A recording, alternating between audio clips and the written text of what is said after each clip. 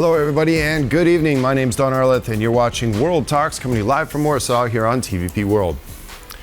Hungarian Prime Minister Viktor Orban secured a one-year exemption from U.S. sanctions on Russian oil and gas following a meeting with U.S. President Donald Trump in the White House on Friday. In exchange, Hungary committed to purchasing $600 million worth of U.S. liquefied natural gas. Trump expressed his understanding of Hungary's position, while Orban used the meeting to reinforce his domestic political standing ahead of the 2026 general elections. And now joining us to discuss this so-called victory for Viktor Orban in the White House is Ilona Gizińska, research fellow at the Center for Eastern Studies. Hello, Ilona, and thank you so much for coming in tonight. Hello, thank you for the invitation. Yes, now, right off the bat, I notice somewhat of a paradox, and this is the rhetoric of both leaders. This is that Hungary is a landlocked country. It can't easily be resupplies or diversify its energy supplies away from that of Russia. Yet, we hear $600 million purchase of LNG from the United States, which will have to be transferred probably via pipelines coming out of Croatia. So, do you notice this kind of clash of narrative, if you will, that Hungary is unable to supply itself with anything other than Russian oil and gas?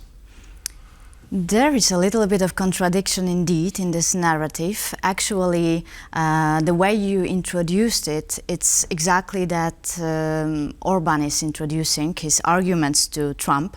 And this is a great success that Trump is repeating them exactly that way, that Hungary is a landlocked country and doesn't have access to proper infrastructure to provide gas other than Russian when it comes to gas itself, because there are other raw materials as well which Hungary is providing from Russia. Anyway, yes, there are other options for Hungary. They are mainly connected with the infrastructure from Croatia with the Adria pipeline.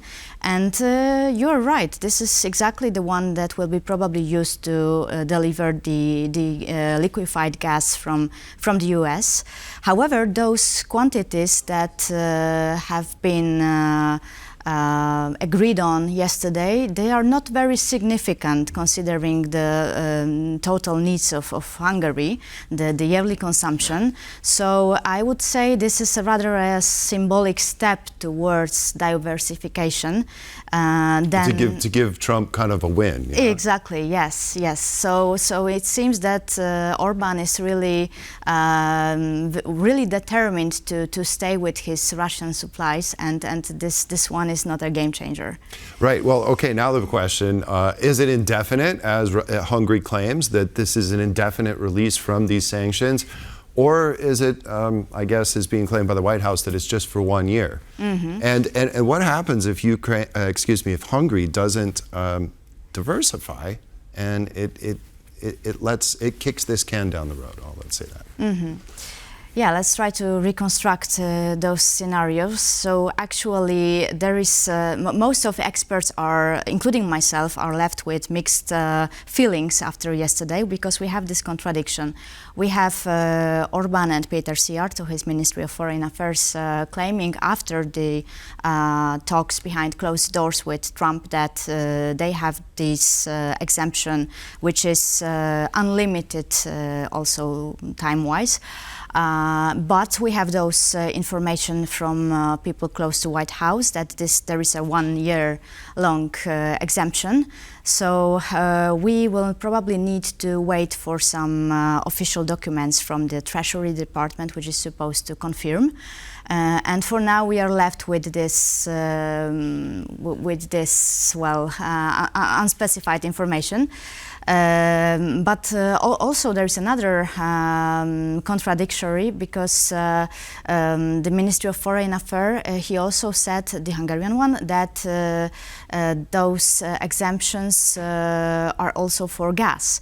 But there are no sanctions for gas for the Russian gas from the US at the moment. So this is very not really clear what he meant. I believe it was just to make the Hungarian success bigger, which is really needed for Hungary, for their domestic politics right now, to make really a big impact on the voters. Right.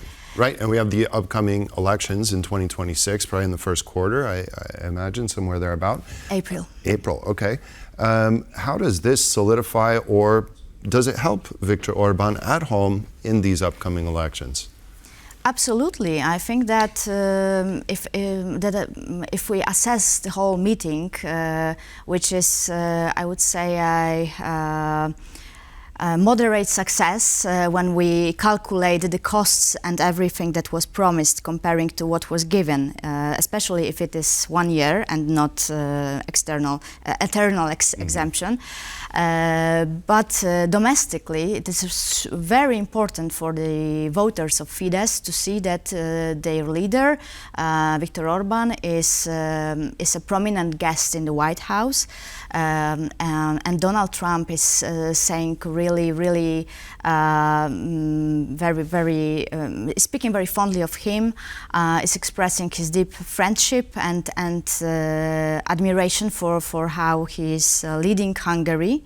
Especially, he was mentioning on the occasion of yesterday's meeting the migration policy of Hungary, which the US really admires, let's say, and finds it deeply inspiring. So for the domestic voters, it is very important, and I believe that from this point of view, this meeting was a great success. Now, from the European perspective, we look at the broader EU. Should we be, I guess, pleased or satisfied with the fact that these sanctions will affect everybody else? Maybe it won't affect Hungary for 1 year, but it does affect everybody else in the European Union. So should we be looking at this maybe as a good situation? I mean, it could be worse. Yes, absolutely. It means that actually Orbán cannot escape from these sanctions, and he is forced not only by the European Union but also by Trump somehow to diversify and move away from the Russian raw materials. So he cannot keep up with his current energy policy. Any consequences from the European Union over this next year? When it comes to gas, for example, let's remember that also European Union is introducing a plan, a very specific plan, how to move away from it. So Viktor Orbán will have, if he will win the elections especially, it is a hypothetical scenario, he would have time till the end of 2027 to stay with Russian gas, and after that time he will be forced to move away anyway. I think that it will be the Adria pipeline from Croatia that gives the biggest possibilities right now. Most likely we're going to hear about more investments in expanding capacity there. Also, Hungary is it's extremely reliant on fossil fuels to fuel its economy. What would happen if you were to cut off, say, these Russian supply of oil and gas very quickly? What would happen to the Hungarian economy? Well, I believe that we would be surprised how quickly the government could actually find some other ways to deliver those raw materials. So they are also obliged to keep some storage, especially when it comes to oil. So if anything extreme happens, for example, of some attacks on the infrastructure, which could happen at the current war circumstances, there are storages, and also beside that there are some options. So it doesn't the narrative of the Hungarian government that they are forced to use those Russian supplies are not really relevant. Now, during this meeting on Friday in the White House, how do you see the view on Ukraine that Viktor Orbán and Donald Trump, they discussed it a little bit. Do you think that Trump is taking Viktor Orban's view, or that maybe Viktor Orban made his kind of claims a little bit less harsh compared to what you always hear from Viktor Orban? I think that Ukraine wasn't in the spotlight this time, so it wasn't the main topic, because Viktor Orban had his own agenda, and he was more focused on the priorities for Hungary connected to the issues we discussed, the energy issues. But yes, he was also trying to, let's say, inspire Trump with his vision of peace, which is not necessarily compatible with what the Ukrainian side is aiming for. So maybe this time this peace mission, let's say, of this meeting wasn't so much effective, I would say. Right, and then we heard President Zelensky, of course, pretty much reject of what Viktor Orban was saying there in the White House, and then, of course, saying there has to be a Ukrainian voice at any negotiation table.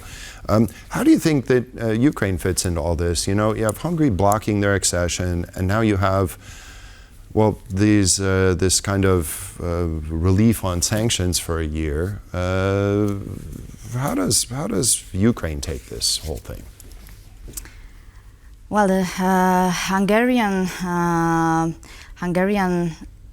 stance on Ukraine is very harsh from the beginning of the war. So they are really they create this picture of being anti-war and pro-peace, but in fact they are not really neutral as they would like to be, but more pro-Russian, I would say even. So this is something we had nearly used to since 2022, and at this point actually the biggest efforts from the Hungarian government go to having this position as a peacemaker, let's say, and the biggest ambition of Viktor Orban that wasn't fulfilled yesterday in Washington is to organize the peace meeting, the peace negotiations between Putin and Trump in Budapest. And this is again something that Trump didn't gave him yesterday, because we don't have any confirmation of such meeting upcoming. Right, and maybe that's for good reason. Well, Ilona Gizińska, research fellow at the Center for Eastern Studies, thank you so much for joining us on Thank you so much.